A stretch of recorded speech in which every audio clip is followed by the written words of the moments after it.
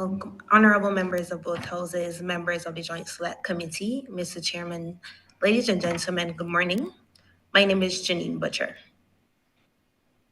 And you're giving your testimony by Zoom, so I'm assuming you're not in Barbados? Not currently. Okay, so where are you residing? I reside in Barbados, just I'm not there Oh, you live currently. in Barbados, okay. Yes. All right. And what's your occupation, for the record? Customer service representative. Sorry? Customer service representative. Can you hear me? Customer service representative, okay. Yes, please. Okay, Ms. Butcher, so the floor is yours. Okay. Before beginning, I would like to state that I spoke to young persons about their views on this bill and incorporated what they said into my presentation. I am also no expert this morning, but just someone who utilizes a social media platform. Today, we gather here to address an issue that strikes at the very heart of our future. Challenges facing globalization into this technological world. Sorry, Ms. Butcher, Yes, just please? maybe come closer to the mic, because you're a Oh, bit okay. muffled. So maybe come a bit closer, so we can hear you clearly. Okay. You can hear me better now? Yes, we can hear you a bit better now, yes. Okay. Okay, so I'll start back from. You hear what I said? It was no expert, right? Because I saw persons stating what they did previously in the presentations. You can hear me? Yes, go ahead, Okay. proceed. Okay. So today we gather here to strike at the heart of our future. Challenges facing globalization into this technological world is analysis of the establishment of the Cybercrime Bill 2024, which should be the future cornerstone of how we interact and communicate among each other, especially among the youth that love social media. This Cybercrime Bill 2024 encompasses a comprehensive legal framework to address various offenses related to cyber activities, providing authorities with the tools to investigate, prosecute, and deter cybercrime. I am in agreement of many things here, and that is it is necessary to have this open discussion, that if changes are needed for this bill, it be considered. And finally, that cybercrime is real and active in our daily lives. Many countries in the Caribbean have introduced this type of bill, in which they had to go back to the drawing board to change, shift, and at some point, delete the entire aspects that breaches our human rights laws that we in the region have signed on to. For instance, in Trinidad, when it was first introduced in May 2015, the cybercrime bill was heavily criticized by media and human rights organizations, including Center for Law and Democracy, for vague and overboard content offenses, which would have prohibited a range of innocuous, normal, or even beneficial online activity. Despite some minor revisions, the current versions of the cybercrime bill still suffered from these problems from its new one passed again in 2017. Also, in Jamaica, Cybercrimes Act of 2010, 2015, and 2021 is undergoing review and amendment as the need increases for integrating laws concerning cybercrimes. On the face of it, this sounds simple enough and is a bill most citizens would support to protect themselves from potential harm, where these types of laws are not in place. However, there is a delicate balance to ensuring we retain and encourage technology students and professionals to innovate and experiment. As a result, I am proud of our nation for taking our time, doing our research, and talking to a larger community to figure out why and what aspects of this bill hinder Barbados' development on how we balance our rights versus the crime. Today, I will tackle two important areas of the Cybercrime Bill of 2024. This include police force law enforcement. While this legislation aims to empower law enforcement in combating cybercrime, it must be carefully crafted to respect individuals' rights to controlled access to their information. Procedural safeguards, judicial oversight, and transparency are key elements in achieving this balance. Potential for abuse. There might be concerns about the potential for abuse of the legislation for political or personal reasons. The expansive powers given to law enforcement agencies should be carefully balanced to prevent misuse.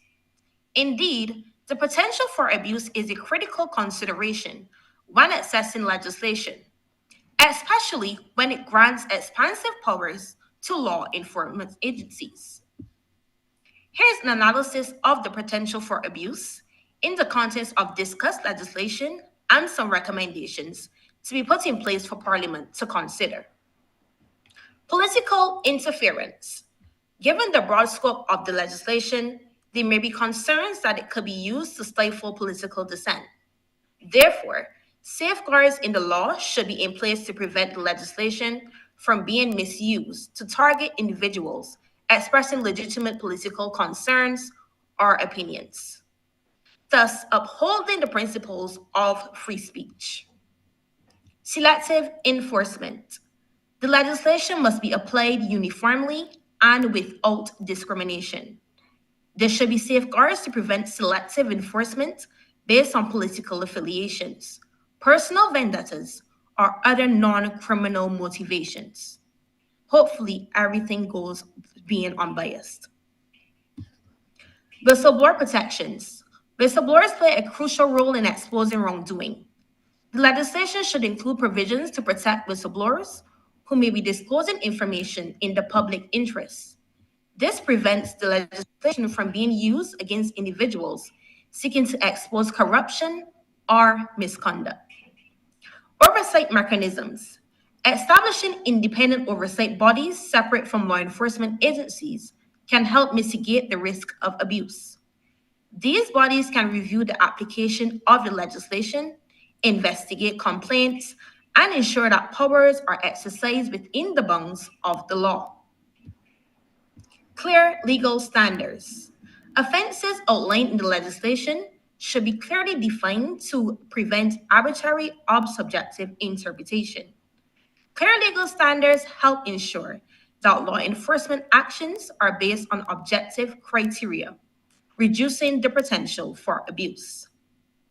Judicial review. Providing avenues for judicial review of law enforcement actions is essential. This allows individuals to challenge the legality of searches, seizures, or other actions, ensuring that the judiciary acts as a potential on abuse. Protections of minority rights. Safeguards should be in place to protect the rights of minority groups. The legislation should be used disappropriately against specific communities, ensuring that the rule of law is applied impartially. Transparency and accountability. Regular reporting to the application of the legislation, including the number of nature of cases, contributes to transparency. Public awareness of law enforcement activities help deter abuse and hold authorities accountable. International human rights standards. Ensuring that the legislation aligns with our human rights standards helps establish a framework that respects fundamental rights and freedoms. Compliance with established norms reduces the risk of misuse. In conclusion, safeguards such as independent oversight, clear legal standards, and protection for whistleblowers are essential to mitigate the potential for abuse associated with legislation that grants extensive powers to law enforcement agencies. Therefore, let us reflect on these vital questions in terms of the police force, law enforcement, and engagement in this bill. Thank you for allowing me to make this contribution. However, I do have a few questions in closing. And they are, how much would it cost the police force to establish this new department to combat crime? How much will it cost the country's taxpayers in terms of police manpower? What will the cost of implementing resources and equipment be? Is the police force willing to participate in this bill? Can we manage our national crime versus our online crime? And those are my questions. Thank you. Thank you, Ms. Butcher. Must say that two other members of the committee have just joined us. Welcome, Senator Gregory Nichols and Senator the Honorable Lyndon Nurse. Okay. Now, as regards your questions, Ms. Butcher, this is a committee of Parliament. In other words, this is a standing committee of the legislature. Under our system of government, as I'm sure you know, we have separate arms of government that make up, our governance structure. So therefore, the questions that you have posed are not within the ambit of this committee or legislature. I'm not saying they're not very relevant or pertinent questions, Ma'am. I mean, how much it will cost the police to set up, a cybercrime department to investigate alleged breaches of the legislation when enacted by Parliament. Pertinent question, but that is not within the ambit. So you will have to carry your questions somewhere else, Ma'am. You could appreciate, all right? You spoke in terms of the oversight, and someone, at least one person, I think, who sent in a written submission, spoke about what they perceived as the need for an oversight body as well. How you perceive such an oversight body would work? No.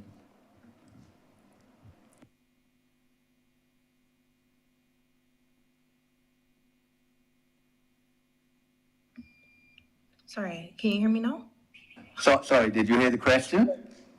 Yes, please. Okay. Let's have my comment. Sorry about that. Right. So your question was how an oversight body will work from my point of view. Yes, ma'am. Right. As it was stated, in terms of establishing independent oversight bodies separate from the law enforcement agencies itself.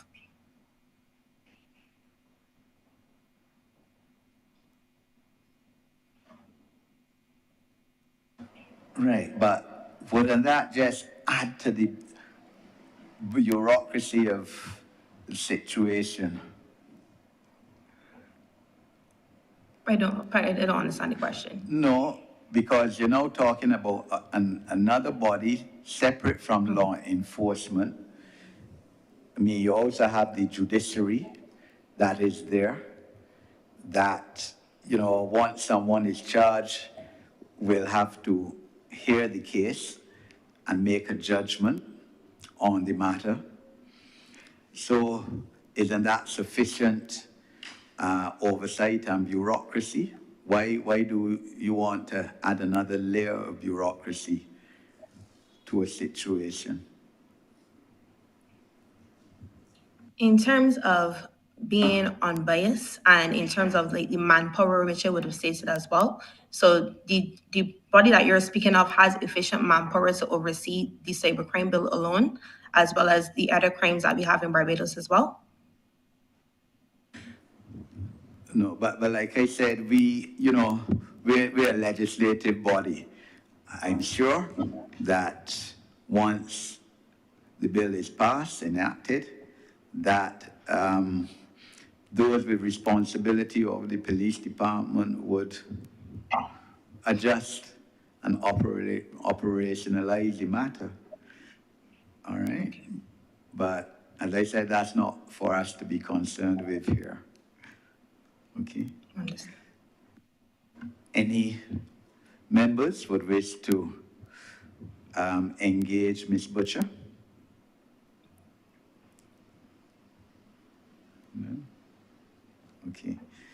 Okay, Ms. Butcher, we thank you.